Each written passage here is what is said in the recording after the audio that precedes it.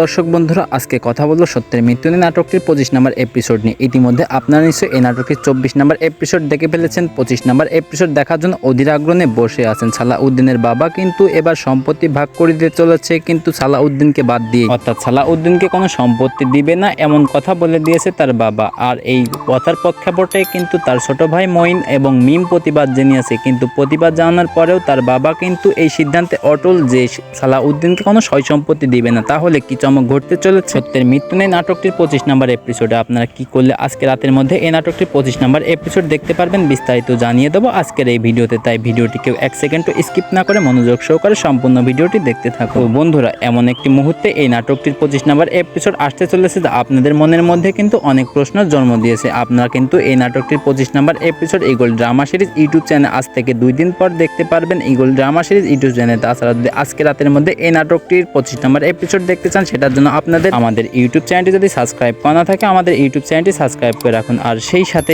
আমাদের এই ভিডিওর কমেন্ট বক্সে জানিয়ে দিন যে আপনারা কবে নাগাদ এই নাটকটির 25 নম্বর এপিসোড দেখতে চান। আপনি যদি এই নাটকটির 25 নম্বর এপিসোড আজকে রাতের মধ্যে দেখতে চান, তাহলে আমাদের এই ইউটিউব চ্যানেলটি সাবস্ক্রাইব করে রাখুন। সেই সাথে এই ভিডিওর কমেন্ট বক্সে জানিয়ে দিন ভাই আমরা আজকে রাতের মধ্যে এই নাটকটি আমরা চেষ্টা করব এই নাটকটির 25 নম্বর এপিসোড আজকে রাতের মধ্যে আমাদের ইউটিউব চ্যানেলে আপলোড করে দেওয়ার জন্য। 25 নম্বর এপিসোডে কিন্তু বড় বড় কিছু চমক আসতে চলেছে। আপনি যদি এই নাটকটি নিয়মিত দর্শক হয়ে থাকেন, তাহলে কিন্তু এই 25 নম্বর এপিসোড কেউ মিস করবেন না। আজকে রাতের মধ্যে দেখার জন্য আমাদের ইউটিউব চ্যানেলটি সাবস্ক্রাইব করে রাখুন। সেই সাথে আপনার মূল্যবান মতামত এই ভিডিওর কমেন্ট বক্সে জানিয়ে দিন। তো বন্ধুরা, আজকের ভিডিওটি এই পর্যন্তই। পরবর্তী কোনো নাটক আপডেট রিলেটেড ভিডিও নিয়ে আপনাদের মাঝে হাজির হব। খোদা হাফেজ।